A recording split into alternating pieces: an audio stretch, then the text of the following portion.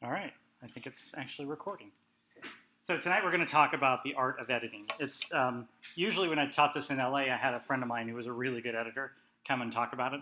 I'm probably a passable editor, but I know the basics of it. And editing, if anything, is the art of experimentation. And the key is, we'll talk about some techniques and such tonight. The key is to finding your perspective, much like we talked about with your actors. Finding the voice. You need to find the voice of the whole film or the scene or whatever. Meaning, you can cut. I think I mentioned this in an earlier example. I did a short film called In and Out, and my editor cut it very neutrally, meaning it was almost like an equal amount of cuts to the girl as it is to the guy, and over the shoulder here, over the shoulder there. Very normal, nice edit, but it had no perspective. And the scene was supposed to be and the movie is supposed to be from the perspective of the guy. So I wanted him to focus a little bit more on angles that isolated the guy a little bit, because then you feel like you're in his head a little bit more.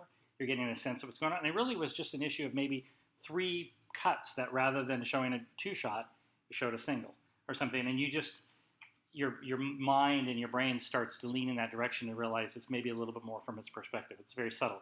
We'll look at some techniques tonight, some classic techniques that's still used today and how they came about. And a lot of those are literally issues of how to manipulate, without using that as a bad word, the audience into the perspective and what you want them to see. So let's talk a little bit about why, I just kind of did talk about why editing is important. Remember, with cinematography, I always like to say, because I was a cinematographer, that you're the last person to see it before it goes on tape or film or whatever it used to be filmed in my day. And that is true. So the framing and the capturing of the images, that's very true. Editors usually feel that that's sort of just the part where you acquire the imagery, but really the film is made in editorial. And it's because in many ways it is. You can tell a completely different perspective depending on how people cut a project. One of the things I would love to have done, but we don't really all have the same gear and it makes it difficult, which we've done in the past in film school and such, was give everybody the same footage of a scene and have them cut it their own way, because everybody does cut it differently, and depending on how they digest the material or how they like the material. So it's really important. Editing is very important because it's what flavors the piece. It gives you that final element of what the film is about, and we'll look at some examples of that tonight. So John's rule number 1, remember, everything that happens in a film must be there for a reason. That, of course, still applies here in editorial. And this is one rule, unlike most rules of filmmaking that they say rules are made to be broken. This rule that I say all the way through the process, from screenplay, through cinematography, through lighting, acting, set direction, and editorial, is unbreakable. You don't have stuff in a film that isn't there for a reason. Everything tells a story. And again, I'll reiterate, like I've done every class it seems, if you put something in there that you didn't intend to be there, and it has a message to it in some way, it means something to somebody. Whether you like it or not, it's going to skew their impression of your film. So you have to be aware of everything that's in there, because that's what storytelling is about. So I want to show this clip of some great editorial moments. One of them is kind of gross. It's not really gross, but it's the beauty of editing. It looks really gross. You think it's gross, but it's not. But it is. So what? It's gross, but not what you think it is. And you'll recognize it because I'm sure you've seen this as a film aficionado. Well, because I know he's probably seen these kind of. Sometimes the magic in cinema comes not just from incredible shots, but from bringing two together to yield something more than the sum of their parts. These are the top 10 most memorable editing moments of all time.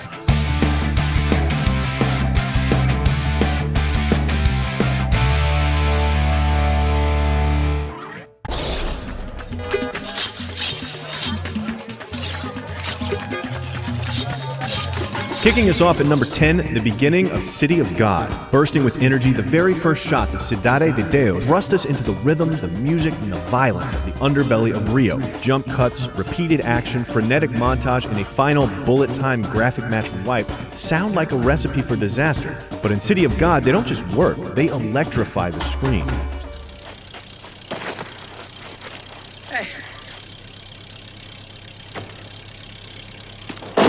Next up at number 9, the end of Bonnie and Clyde. Arthur Penn's fateful finale showed us a death unlike any Hollywood had ever seen.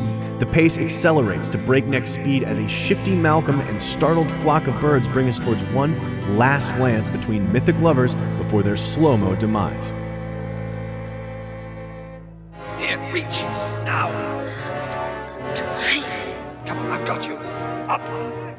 Come along, Mrs. Thornhill. At number 8, Hitchcock's North by Northwest. When most think of Hitchcock, they think of a stiff British director, the master of suspense. But even Hitchcock wasn't above a little double entendre. And that's exactly what he used to skirt around censorship laws in what amounts to one giant editorial dick joke. But Hitchcock's got more to him than visual puns. In addition to North by Northwest, which has world-class editing all the way through, we'll be coming back to him for one of the most shocking sequences of all time. Michael Francis Rizzi, do you renounce Satan? I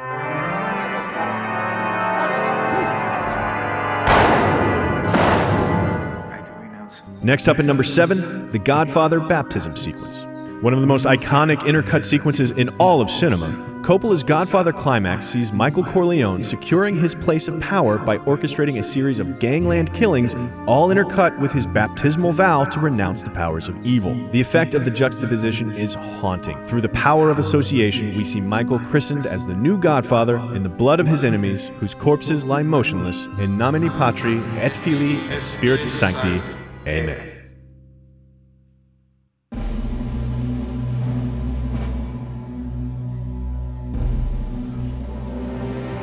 At number 6, the historic Odessa Steppe sequence of Battleship Potemkin. There's hardly a more celebrated achievement in editing than Eisenstein's Bolshevik propaganda piece. Exemplifying his theory of montage as conflict, the concept of two discrete shots giving rise to an idea bigger and different than their individual meanings. Not only is Potemkin pretty much required watching for Film School 101 around the world, but it's been ripped off, paid homage to, and parodied more times than we can count.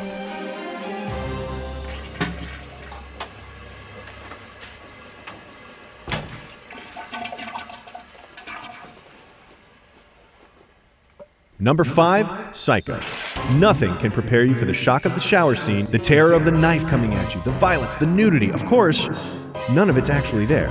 There is no actual threat, not a single stab on screen, or even a single frame of nudity. It's all part of the editing that Hitchcock uses to evoke these effects in one's mind. In 78 cuts over 45 seconds, we only see blood washing down the drain, which Hitchcock so beautifully connects with Marion Crane's eye in a final evocative dissolve.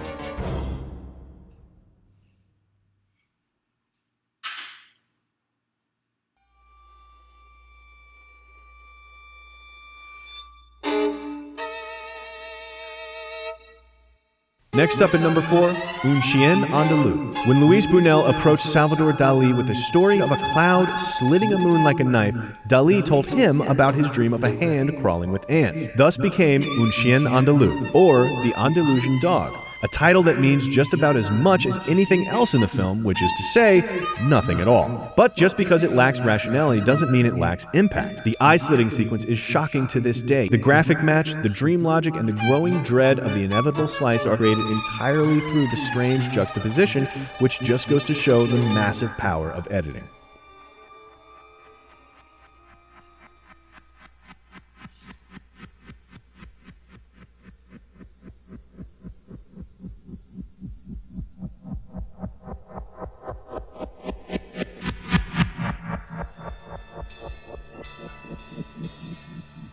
Counting down at number 3, the opening of Apocalypse Now. Francis Ford Coppola's meditative masterpiece on the horror of war and the human soul begins in striking fashion. A series of mesmerizing superimpositions connects the slow-motion memories of helicopters to a ceiling fan and the disoriented Captain Willard. There is hardly a better example of the power and beauty of montage in cinema than this sequence. The ideas of each shot literally building one on top of the next, punctuated by the base slices of helicopter blade and orchestrated by the stirring poetry of Jim Morrison.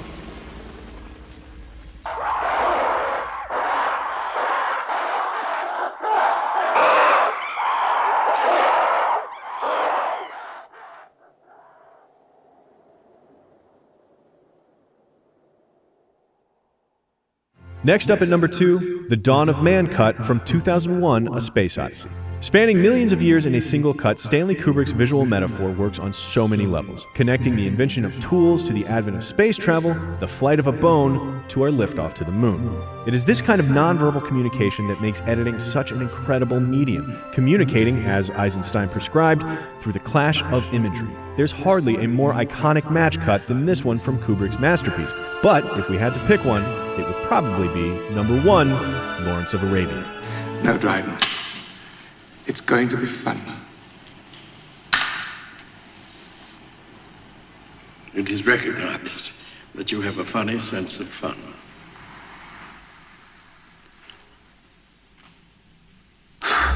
David Lean's timeless desert epic captured imaginations and inspired generations over 3.5 stunning hours in massive 70mm widescreen. But there's perhaps no single cut more cinematic than when Peter O'Toole blows out a match and transports us to a magnificent desert sunrise. Perhaps it is his smirk or the deep harmonics of the puff of air, but something about this cut carries weight, beauty, and the richness of theme, which is why we think it's the most memorable moment in editing of all time. I don't know about the most memorable moment, but it was a good one. Ever seen Lawrence of Arabia, anybody? Brilliant movie, just brilliant. It's really good. David Lean, nice widescreen. Just a side note, because I always used to talk about this in my visual effects class. You remember that 2001 shot, the last one, where they're in the ship and there's a pen floating? Does anybody have any idea how they did that? Remember, this is before computer-generated stuff. No. Nope. It was done live on set. Nope. We had like an air balloon. Nope. Did they actually go to NASA and have all No, this is what I always like to make a big deal of in visual effects, because the class I was trying to teach computer animate, people who are just computer visual effects people, the value of historical information, and that the bullet time was one example, and this is another good example. I make a big deal about that. Imagine you're in a situation where you have to come up with visual effects and you have no tools. You don't have. In the early days, they had to make the camera, and before computers, they had to, and before green screen and optical printing and all that stuff, they had to figure out how to do stuff like that. How would you do that? They basically took a plate of glass and they used the brand new, just created double stick tape and taped the pen to the back of the glass, and they just stood in front of the camera and moved it like that. And then the stewardess, you remember in the scene, comes over and grabs it out of the air. You can just see when she grabs it, she has to kind of twist it just a little bit to get rid of the adhesive, but it looks pretty seamless. That just looks like she grabbed it out of the air. And then it's a cut for her sticking it back into his pocket. So somebody actually goes, hey, how about tape with 2 sides on a piece of glass? It's like, it sounds easy to us, but boy, brilliant stuff sometimes. So we're going to say yes. Yeah. So, and I just recorded all that. So let's talk a little bit about some of the basic rules. Again, rules can be broken, but Ed Dmytryk was one of my instructors at USC, very known editor at the time. So here are some of his basic rules. Rule number 1, never make a cut without a positive reason. Okay, and remember, this all harkens back to my rule, which is everything's there for a reason, right? So there's one. When undecided about the exact frame to cut on, cut long rather than short, because you can always cut it back. A lot of that comes from the film days, too, because it was a pain in the butt to put frames back when you had to glue them together. Whenever possible, cut in movement. So actors in movement, character in movement, some sort of thing, camera in movement. The fresh is preferable to the stale. I think it's just be more creative rather than less creative if you want to, rather than defaulting to the basics. All scenes should begin and end with continuing action. So if somebody walks out of a frame in one and they're going to walk back in, if they walk back in, let's say they walked out frame left, they'd walk in frame right. You try to have matching action like that. Cut for proper values rather than proper matches. So that basically means cut for, and we'll see it in the next one, cut for the performance and cut for the story. Don't cut because the hand was in the wrong place. Sometimes you'll see they'll cut it, like a close-up or a wide shot will have the person holding a cup up here, and then the close-up, it's lower. And they cut it together, and like if you're looking at that cup, yeah, it's a problem. But if the performance is better in that, and it works better for the story, it's fine. Nobody will notice the cup. If they always say the famous term, they notice the cup, you're doing something wrong. Well, that's true, but that's not true in terms of other things. And then again, that sort of plays into the substance first, then form. So the technique of editorial should always come second to the art of editorial.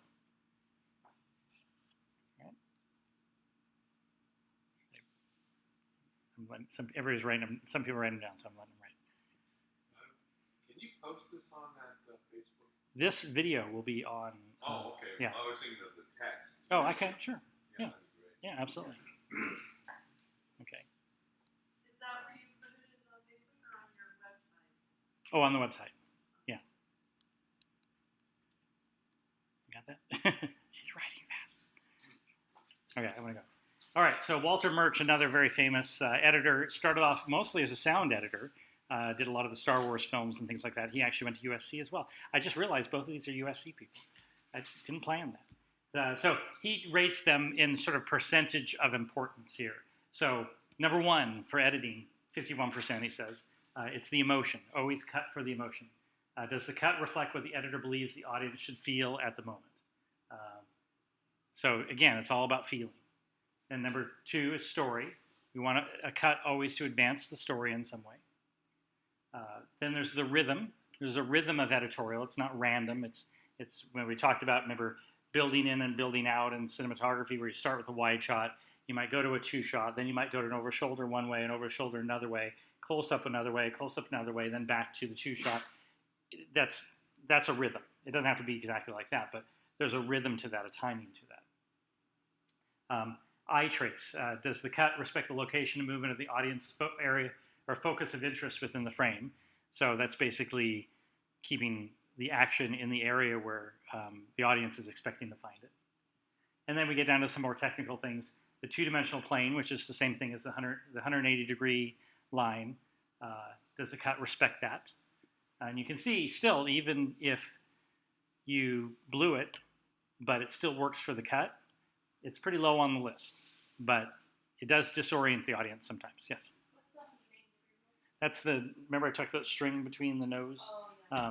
So basically, just to give you a quick recap, ideally what you want to do is, if you're the camera and there's me and this other character over here, you never want to cross this line that connects us. Meaning, if you shoot my close-up, you're here on this side of the camera. If you're shooting this person's close-up, you're over here. You're never coming over to this side to shoot this side. You stay on that side. It's sort of based on the proscenium arch concept. But ultimately, what you're trying to do is keep this person, when looking at me, you want them to be looking left to right in the frame, and me looking right to left, because then they're looking at each other. If, for some reason, you jump over to the other side, now they're both looking the same direction, it's disorienting. Yeah. And you can break that rule by moving the camera across or having the actors move, but you don't want to cut across it, if you're trying not to do that. And then the three-dimensional space of action, which is sort of part of that eye trace as well, which is that you want to keep spatial relationship somewhat the same. You don't want them to be, suddenly close and then suddenly wide apart. It just distracts the audience, but it's a pretty low level. But you can see number one, high on the list for editorial, is the emotion and the story. Those are the number two most important things. So don't worry about technical stuff so much if it affects the story negatively or the emotion of the scene negatively.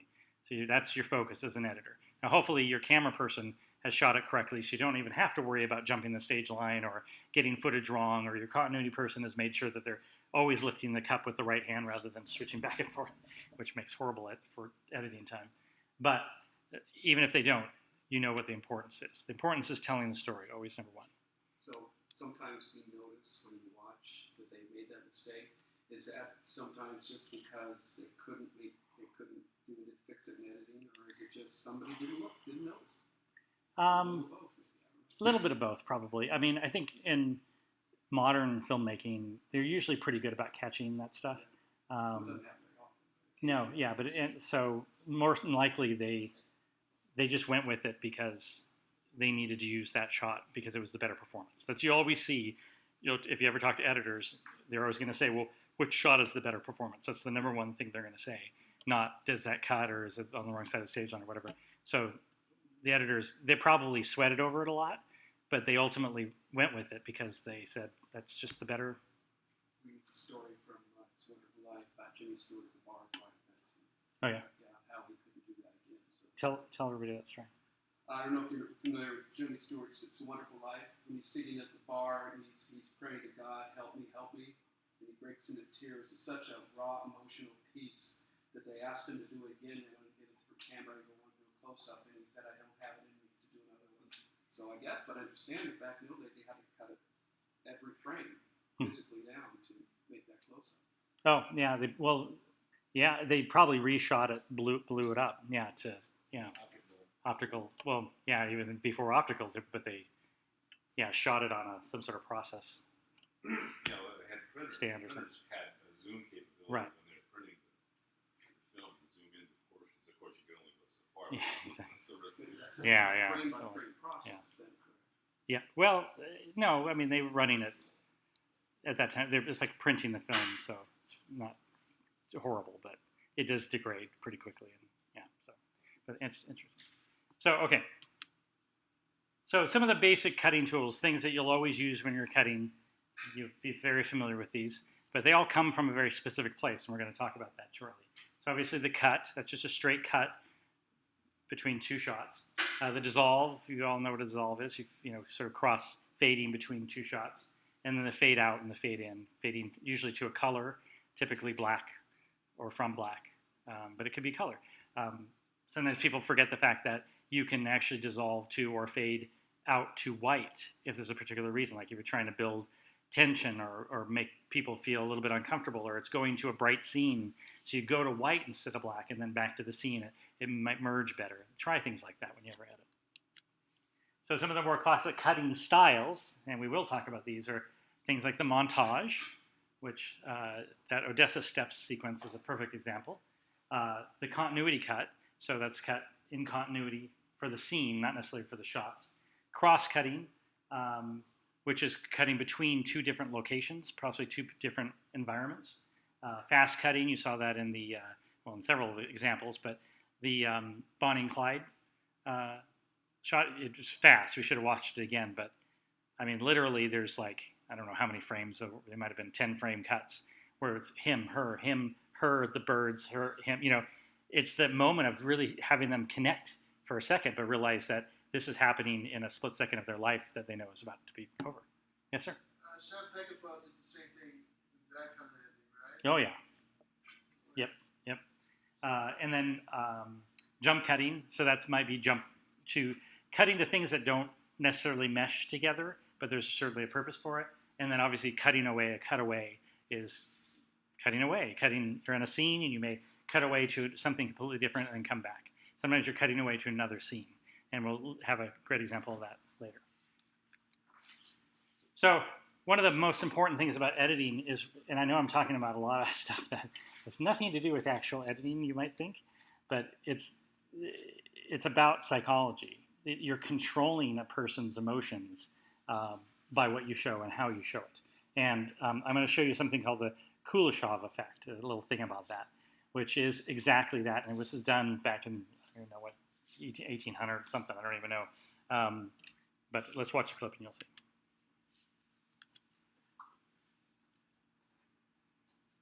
Go.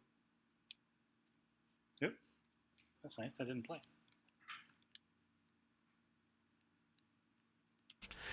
Kuleshov took a shot of an expressionless face and created a short film, combining the face with a bowl of hot soup, a woman in a coffin, and a seductive girl on a couch. Now, he showed this film to audiences, and they raved about the range of emotion the actor portrayed, from pensiveness and hunger at the thought of long forgotten soup, to sadness and mourning at the loss of a loved one taken far, far too early, to lust and forbidden desire over the beautiful, sexy girl. Even though we know the shots are exactly the same, audiences read emotion into the actor's face by the nature of the shots around it. In another experiment, Kuleshov took 3 shots, an actor smiling, a close-up of a revolver, and the actor looking frightened.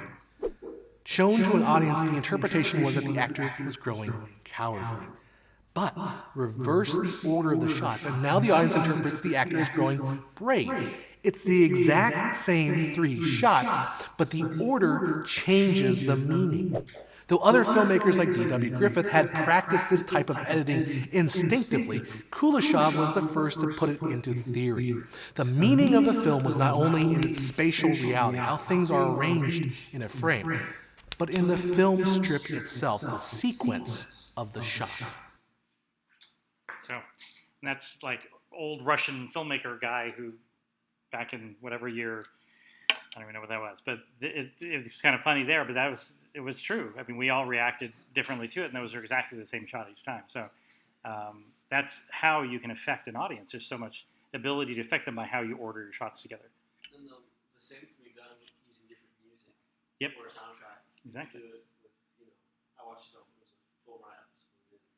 They did the same sequence, but they played 2 different kinds of music, and you got completely different interpretations of what the heck the one guy was trying to tell the other guy. In one case, he was telling them, open the box, and it sounds really menacing. In another case, it's on different music, and it sounds like really weird. And he's telling them, I got it just for you. And like, it sounds completely different. Yeah, exactly. Another element that really affects it is sound and music. So, so let's talk a little bit about that montage. We're going to watch another clip here. I like this guy. He's funny. It's better than me just saying the same thing he's saying. He's got pictures behind him, so we're going to go with that. So, what's that? I've watched a number of those. Yeah, I like this guy. So the montage started. Well, it started basically the real time that it became something specific in filmmaking was by Sergei Eisenstein, who in one particular film, his first film that he made that used this was the Battleship Potemkin. It was called, and the Odessa Steppe sequence, which you kind of heard a little bit about earlier, was the key sequence, and we show a little bit more of it here.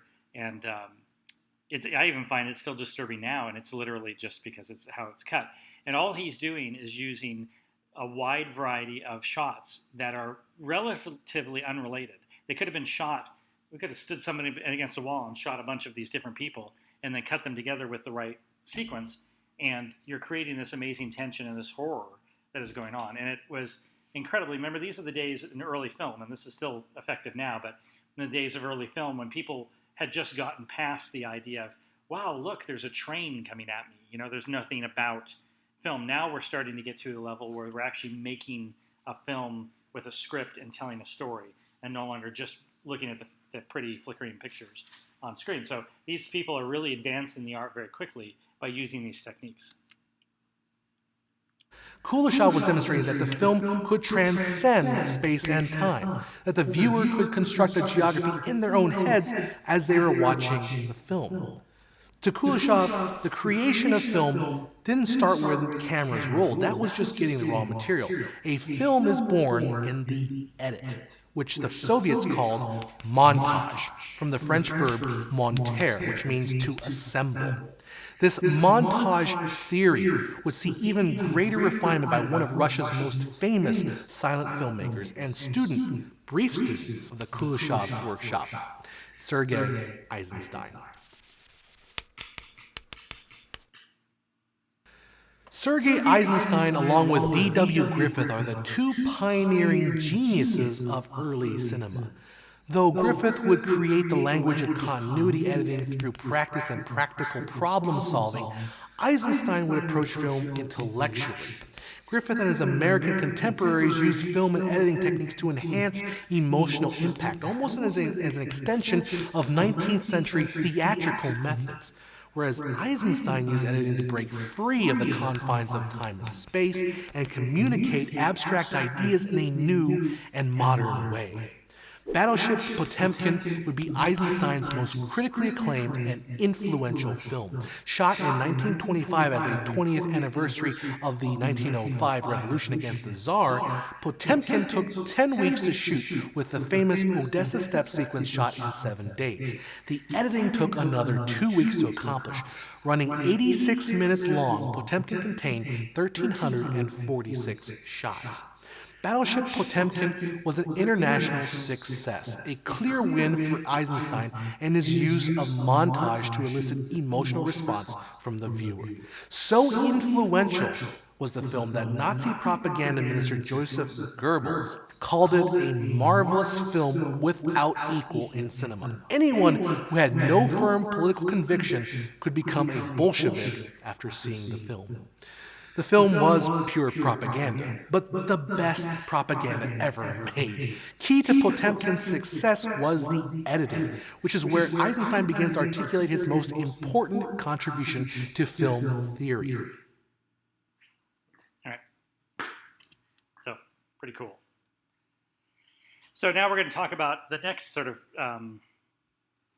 guy on the scene, Edwin Porter, who really established what the cut was about. It sounds simple. It sounds like, well, you just cut. But he experimented with a lot of very interesting techniques of cutting that nowadays may not feel so comfortable to us, but they were certainly unseen at the time. So it was interesting to see how they went through this process. Let's take a look at our friend again. Edwin S. Porter. Porter started off as a Vitascope projectionist, setting up the first Edison projector in Koster and Vial's Music Hall in New York City in April of 1896. For a few years, he operated his own equipment until 1900, when he joined Edison Manufacturing Company and became head of production for Edison's Skylight Studio in 1901. For the next 5 years, he served as Edison's go-to director and cameraman. Porter's projectionist background gave him some unique insight into film. Greatly influenced by the work of Georges Méliès, especially 1902's A Trip to the Moon, which he often duplicated for distribution for Edison, albeit illegally, Porter decided to try his hand at a narrative film with 1903's Life of the American Fireman. Firemen were common subject matter for early films. What Porter did was rather unique. He took stock footage from the large Edison library and spliced it together with staged scenes to create a fictional narrative. Porter was still stuck in this tableau mentality, constructing each shot as a complete scene. Temporal overlaps, that's where action is duplicated from one shot to the other, were common, as in this opening shot where the firemen all rush down the pole, followed by a shot at the bottom of the pole before the firemen land. Now, to our modern sensibilities, that looks like a mini flashback. Porter does this again in the fire rescue, first showing the drama from inside the building, and then moving outside, showing the same exact rescue from the perspective of the firemen. Now, this editing looks long and clunky to our modern sensibilities, but this overlap was acceptable to contemporary audiences who were still amazed by these flicker machines and really looking for animated photographs. But the novelty would wear off, and Porter himself would push the narrative envelope a little bit further by the end of 1903 with his next big film, The Great Train Robbery. Now, here Porter is more decisive in his cutting.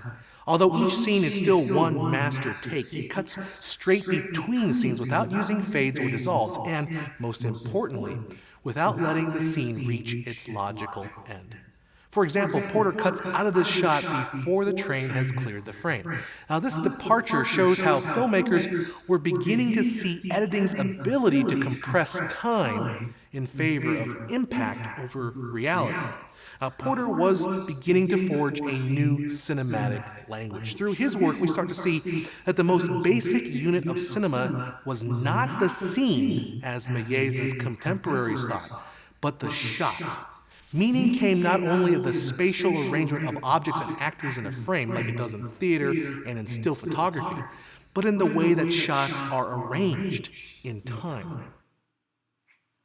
So this starts bringing up the concept of using editing to affect time, as he started talking about. It's become very common to accept nowadays that a cut usually implies there's no time has gone by, has passed. Cut to, from one shot to another shot usually implies it's immediate. We're accustomed to that. Dissolve, on the other hand, usually implies to us that time is passing, that it could have been hours, days, weeks between the two shots, and we have to reestablish our timeline when we get there into the new shot. So you don't typically see a lot of dissolves in a scene within one room where people are just talking, because unless time is traveling a long time, you're used to it cutting. So now with these new techniques, they're starting to realize they can affect that kind of the world of time in the audience's mind and stretch things out, at least emotionally, if not physically. So he mentioned Georges Méliès briefly. Now we're talking to a person who's getting creative with his editing. They're seeing this ability to cut and the montage and such, and how they can build that into further techniques to storytelling. And we've seen some of this in one of our other classes, but we'll revisit it again. In the fall of 1896, Méliès was in Paris shooting a bus coming out of a tunnel when his camera jammed in the middle of the take. When he got the camera working again, the bus was gone and replaced by a hearse. When Méliès developed the film, he discovered a startling and magical thing. The bus turned into the hearse right there on the screen, something we would call the jump cut. Now, Méliès put this discovery to work right away, using jump cuts in his films to create disappearing and reappearing effects. Through his still photography and magic lantern experience, Méliès also introduced editing devices like the fade-in or fade-out, overlapping dissolves, and stop-motion photography. Through these techniques and showmanship, Méliès began to push the medium of film from mundane single-action shots into a narrative storytelling vehicle. And that's where we come in. So then lastly, we come to D.W. Griffith, who is one of also the most, as you mentioned as well, the most renowned original filmmakers, early filmmakers, who now he was the one who kind of took this experimental work, or saw that these people are doing these other experimental work, and he sort of kind of standardized it, streamlined it, made it a little bit more of a style that wasn't so in your face. He designed that continuity editing, the ability to cut things in a fluid motion so that they seemed like they went together well. So let's take a look at some of his. One of Griffith's first inventions was the cut-in, first used in The Greaser's Gauntlet in 1908, just 4 months after his first film for Biograph. Griffith cut from a medium-long shot of a hanging tree to a full shot in the middle of the scene to emphasize the emotional impact of an exchange between two actors, a brand new concept.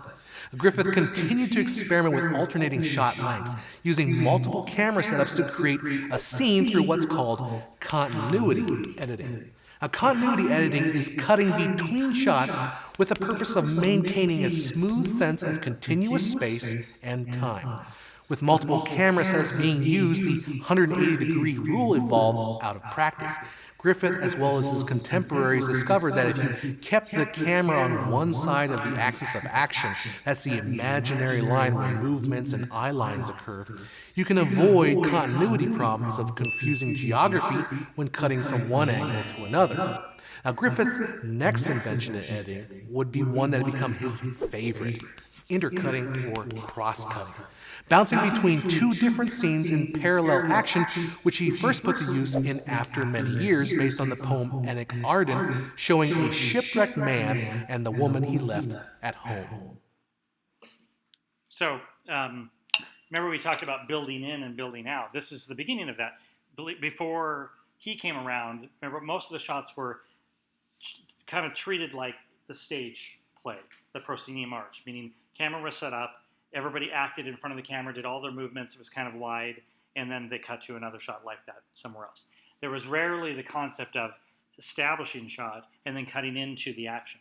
And this is what he was doing in that first film, where he cut into during the scene. It was an amazing concept. Nobody had thought about it because I think they felt that it was not comfortable for the audience to see that. But the truth of the matter is, Griffith realized that people were emotionally invested in the story, or if they were, they would not notice that if it was done correctly. If the, as he calls it, the axis of action or the 180-degree line was respected, if these certain tools were treated with respect and cut fluidly, then people would remain connected to the story and not thrown out of it. And so this is sort of the beginning of modern editorial and modern photography. So to talk a little bit more about this kind of cross-cutting concept nowadays with modern filmmaking, there's some great examples, and I'm going to show you one of my favorites right now. But now you see it used a lot where the story is being told, the same story, and in this example is a good one, the same story is being told by two entirely different groups of people in an entirely different place. But it's kind of fun the way they do that, but you can see even though it technically is jump cutting between scenes or cross cutting, so it's theoretically in a disruptive manner, if it's done correctly and done with respect to the story and the emotion of the moment, it actually is fun and it works really well. And here they do this a lot in this film, and this is just one example of it. It's the first one I came to, actually. 4 full crates, delivered right on time. And what about you, Mentet? Did you bring me what I asked you for?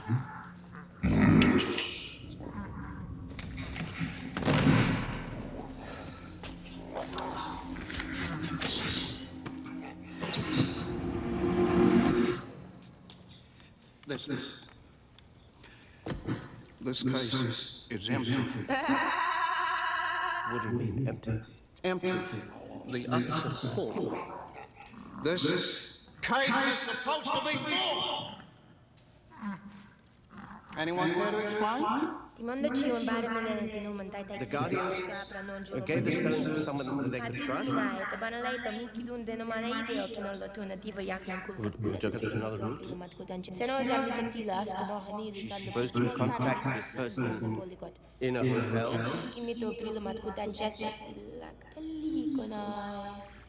She's looking for the address. Easy.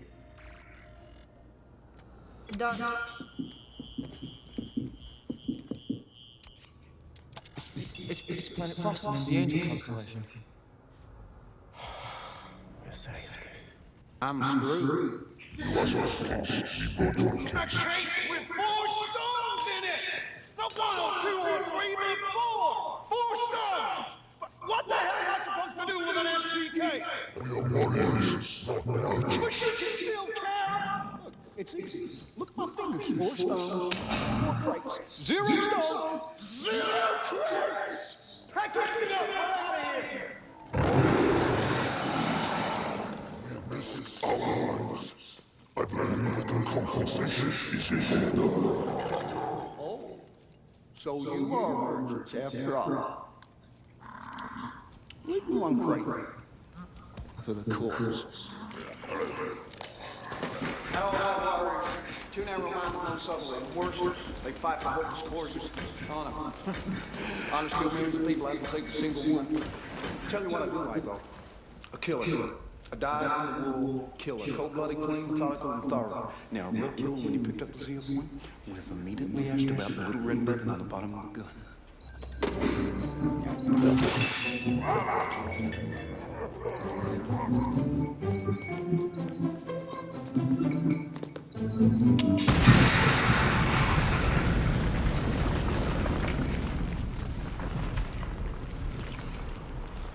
Bring me erased. What's it called?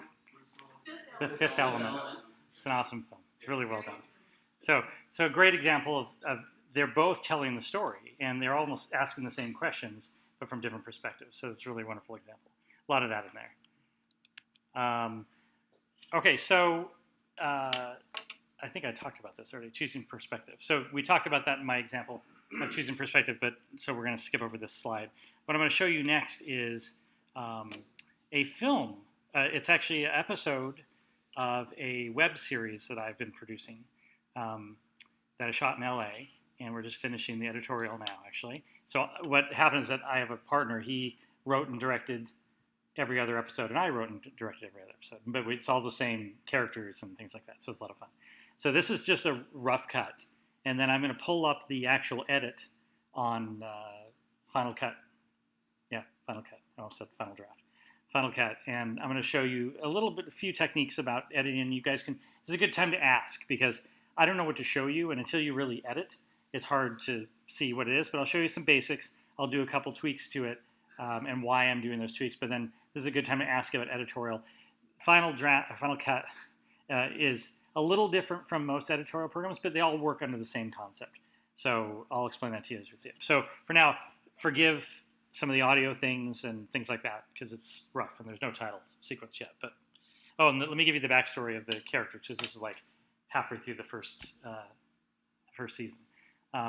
It's about 2 guys who are best friends. They grew up together and they work in a company that is actually a call center for a foreign technology company, and they basically don't get any.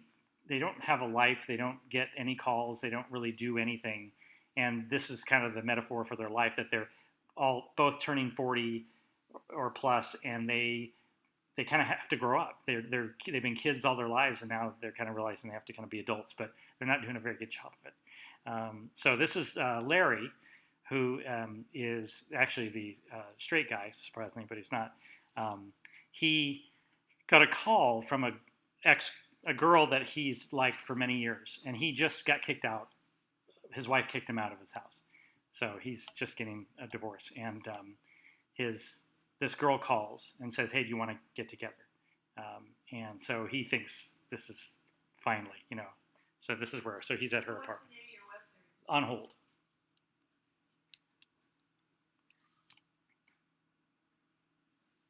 Is he going? Did it again.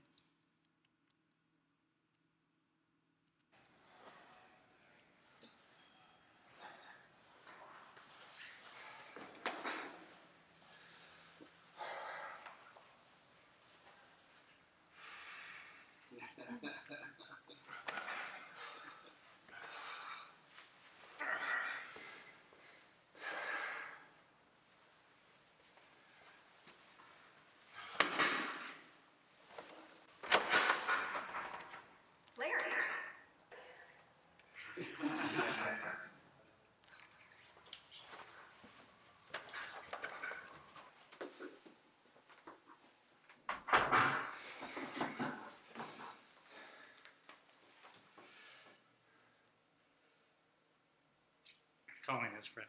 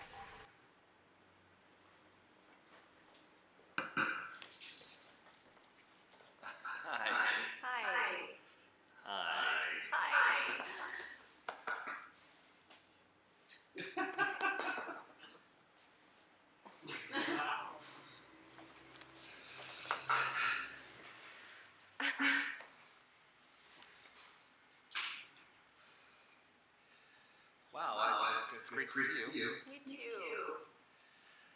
I hope my call wasn't too much out of the blue. No, and one of our calls for each other did everything else, right? I guess you're right. How long have you known each other? 28 years, 5 months, and 18 days. I mean, roughly. I did the math last night. Okay. Well, it's been a long time. Yeah, it's been a long time. I hope you didn't mind coming over here first. I just thought we could go with a drink. Right? Sure. To new beginnings.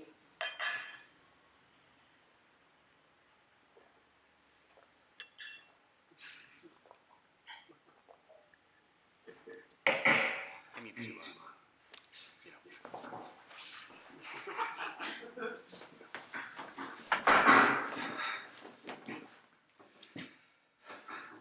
Jeff, not good. I don't know, like 15? What?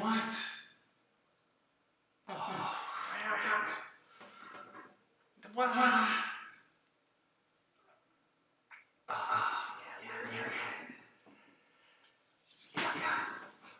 JR, sleeping.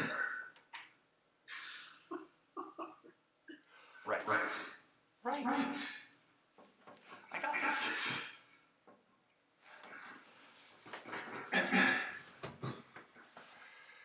She called you. She called you. You didn't call her. You're the caller. She's the caller, right? She got you. She called you, and here we are. Here we are. Okay?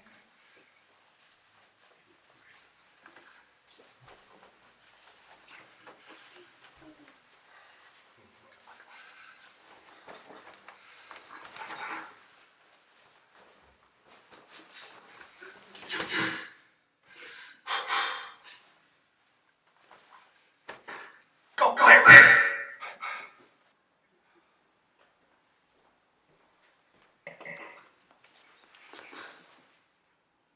Are you okay? Yep. Sure. Yes. Totally cool.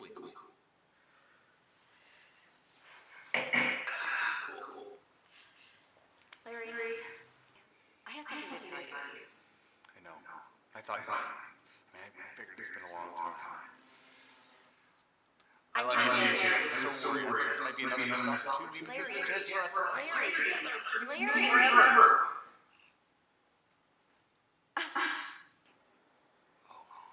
This is so awkward. I wanted to tell you in person, not on the phone. I figured I'd come over. We could be like hanging out like friends and... That explains the tapas. What? Tapas. Small plates you suggested for dinner. I thought it meant, small steps, a new beginning. But really, it just means low expectations, no commitment, and I'm an idiot! Don't say that! I'm not an idiot. I don't know about the tapas thing, but... Look, Larry, are you okay? I figured this would be happy news, considering you're married anyway. She left you? It was a forced departure. Why? I don't know. Maybe she just figured out she could do better. Don't say that. She's an idiot. Really? Because right now, I'm one that feels like an idiot. This is supposed to be my salad, cruising towards retirement, enjoying my family. But you know what? My life is empty now, except for a dead-end job and Jeff. Then change it. Change what? Everything. Look, Larry, I'm sorry we ignored the timing, but I would have just been an out anyway.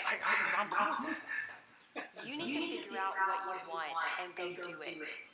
You are smart. You have a sense of humor. You are such a big heart. Okay, so what if somebody stepped on it? Or a few people stepped on it? Doesn't mean you're done. Life goes on and so will you. I'm glad that you and Jeff are still friends. I bet he, still needs you. I'm sure he's divorced by now too, right? No, still married. Really? I'm shocked. Tell me about it.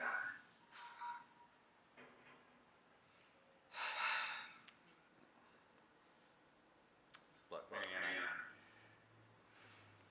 I wish I could, even though it's not with me. Thank you. Hey, you want to come to the wedding? I can hook you up with some hot bridesmaid action. No, even the promise of sex can dull the pain of seeing you get married. That bad? You have no idea. Let's sip it this time. Tell me what happened. Did you see it coming? No, I had no clue. Looking back, there's a few things. And there's always things. Yeah, I know. She might as well just write me a note saying, hey, I'm waiting. But she didn't. She texted me afterwards. She did? What did you say? I wanted a divorce. Did you say why? I did. She just did that. And she changed the laws. I can't get into. Is that what? So there you go. So I'm going to stop this now. I find it hilarious how he supposedly went to the bathroom twice without